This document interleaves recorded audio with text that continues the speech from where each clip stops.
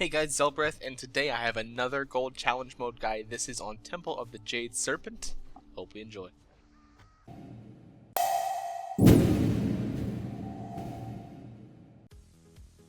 Alright, for this first pull, you're just going to pull straight on through this hallway into the next boss room. Now, don't let these mobs fool you. They actually do hit quite hard. So, need to be prepared. Need to be rolling some CDs maybe from your healer. As DPS, don't really touch them. Let the tank get aggro and just let it go. Let him pull it in the room, because these mobs, honestly, are not first priority when you get to the boss room. So this is the boss room. You're going to want to make sure everybody's in here before it starts, or you will get locked out. And you need to get everybody above this little pool right there, because as you can see, that black stuff starting to fly up. That will one-shot you. It doesn't in heroic, but in challenge modes it does. So another special thing about this room, I'm standing the max distance you can be away from the boss. If you are actually behind that thing, so behind the gold ring, the boss will start throwing these ranged projectiles at you, which do hurt and you will die. So just make sure you're stacked in here. Now, so the DPS order here are the corruptions that the guy spawns. Make sure you kill the corrupt living water first before any of the trash ads. The trash ads will hit your tank, you just need to heal through it.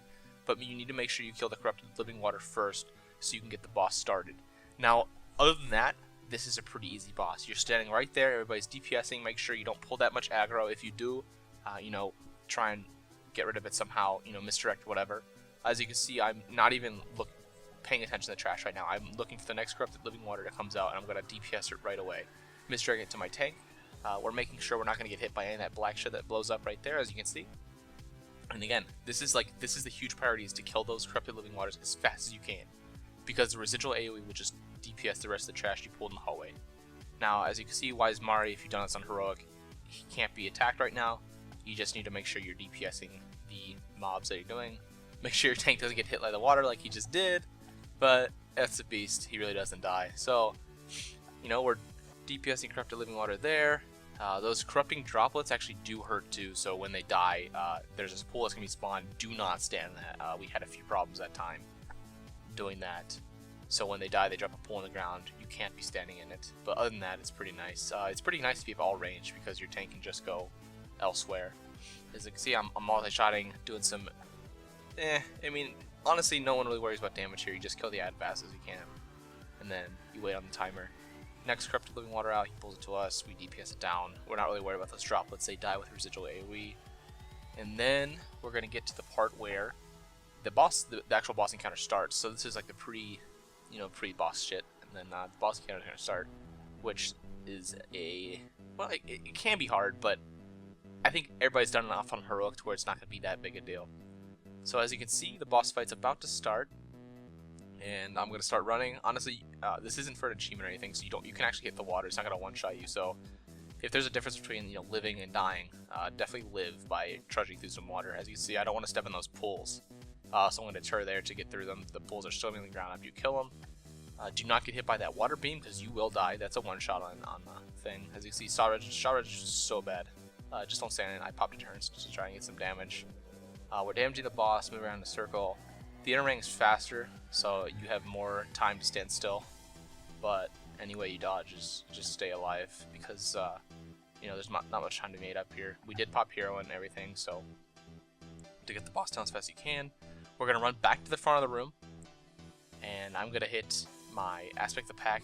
And another thing on that boss, you don't want to use pots, because we are going to use invis pots. Some over here. I dismissed my pet, so I can't pull with an invis pot. We're going to run up here, make sure everybody has mana and whatnot. Sometimes you're not going to leave combat. As you can see, we left combat in the middle there, but sometimes you actually don't leave combat, so you have to sit here and wait for combat. We're actually going to invis pot past this first trash, so we get a timer. Everybody invis pots. We're invising through here all the way until the next ones that show up somewhere up here, and we're going to pull all of them. So the ones behind us, I'm going to misdirect and pull as soon as we're across this bridge.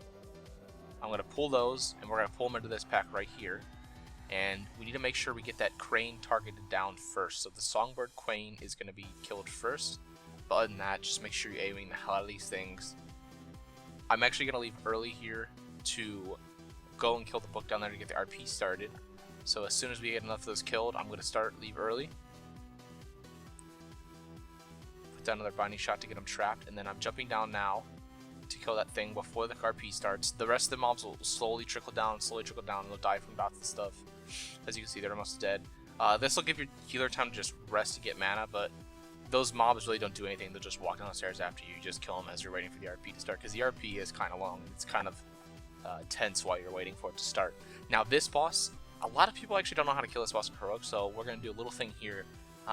Once each of these mobs get to 10 stacks, they actually go invulnerable. So what we need to do is we start on the left mob, get it to 6 stacks, and we switch DPS to Peril. So we're starting on intensity. Once it gets 6 stacks of its little thing, I think it's 6 stacks of agony, we're gonna go switch to Peril. As you can see, the NPCs really don't listen, so the NPCs are attacking Peril. With some dot classes, you might need to switch early because dots do tick him up there. So we're gonna switch to Peril right now, DPS him until he gets the stacks, and then Strife is the other mob. My apologies. And DPS back to Strife. It's just back and forth, back and forth, back and forth. Just make sure you don't get past those stacks, because when you do get 10 stacks, he is going to go invulnerable, and that is a huge loss of DPS because you just sit there and can't do anything. Again, with dot classes, you might need to switch off earlier because those dots do still tick.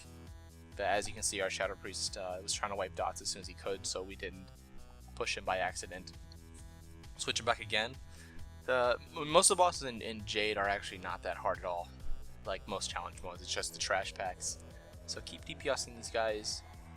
You know, try and DPS as hard as you can in the time window you do. And again, the stacks, it's the biggest thing right here. You fuck up the stacks once, you're probably gonna be not gonna get gold time, because you do have to wait for that invulnerability to wear off. So we're getting close to these being killed. As soon as these are dead, we're gonna run straight forward. We're not gonna run back, we're gonna go straight forward to get to the next trash bowl. So Peril's about to die here. Once Peril dies, we're all just gonna run straight ahead. I'm hitting pack. This is when you can use anything that'll increase your movement speed. If you have a druid in the group, then use your Stampeding Roar. We're gonna run right past all of these. Now this next upcoming trash pack is actually probably the hardest trash pack in here.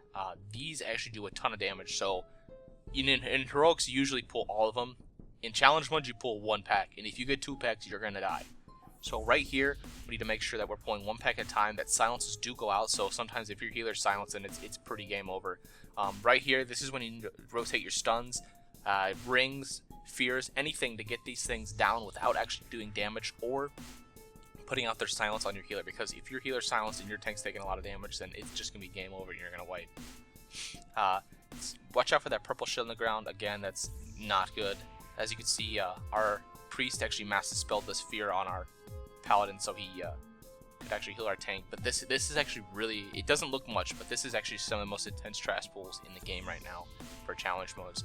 That silence is a killer. As you can see, our mage dies because our healer just had to heal a tank instead of him. A person dying here really isn't that big a deal of a res, because you know it's better to take your time here and to get through without everybody wiping. But again, it is time, so you do have to DPS as hard as you can.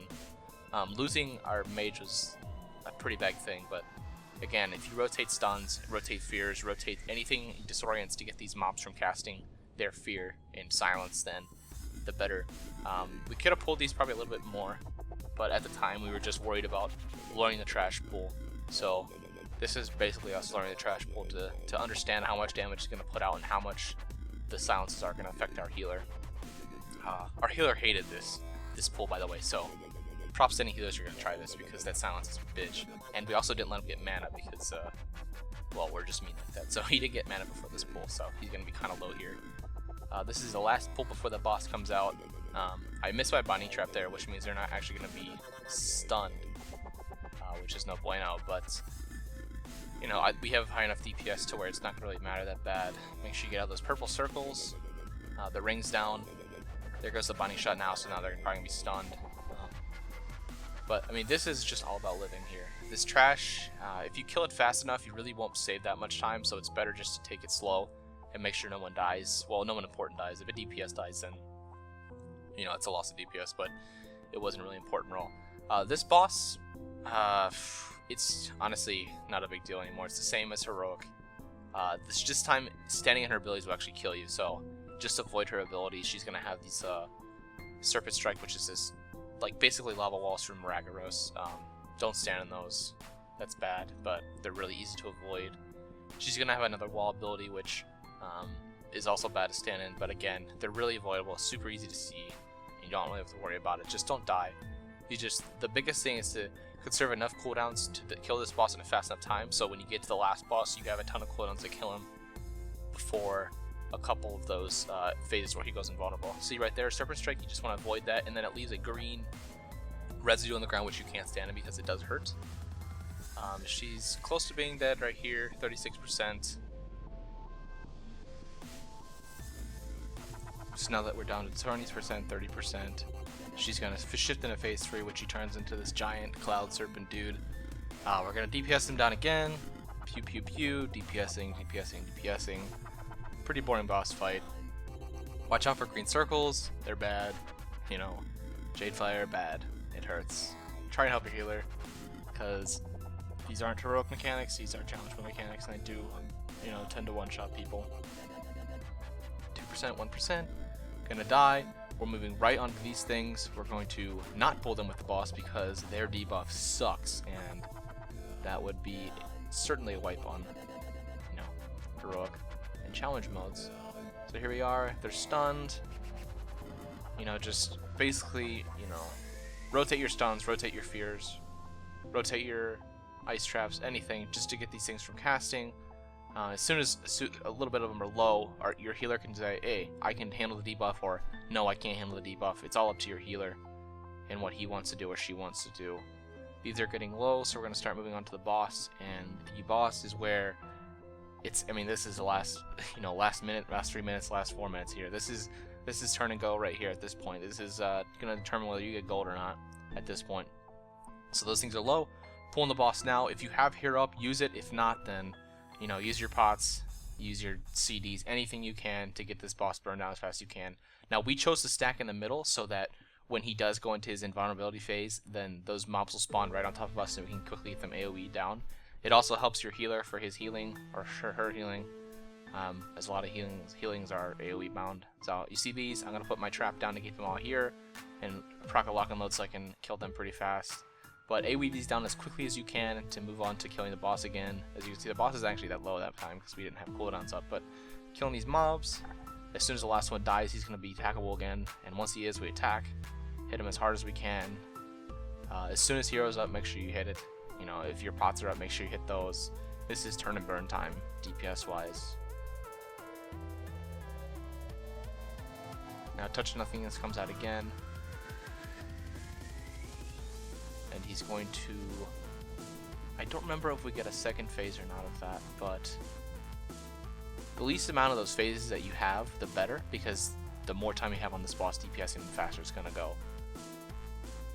So as you see, hero is actually down, but we haven't hit it yet, which is a mistake on our part actually.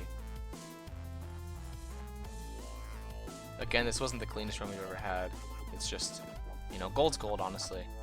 You can, after you get gold, you can move on to getting faster times, but at this point we were just trying to get gold, and, you know, getting gold in a couple attempts is actually pretty fun. So aiming these down, this will be the last phase, so we got 2 phases. As soon as that one's on down, we're going to kill the boss right there. We've got 1:22 left on gold, so pretty much have it in the bag right now.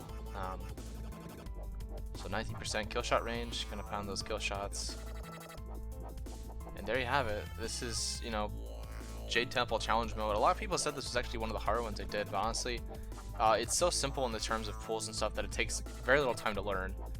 That was actually the first time we've ever got to the second boss in terms of pull, and we still got it. So I hope you enjoyed this video.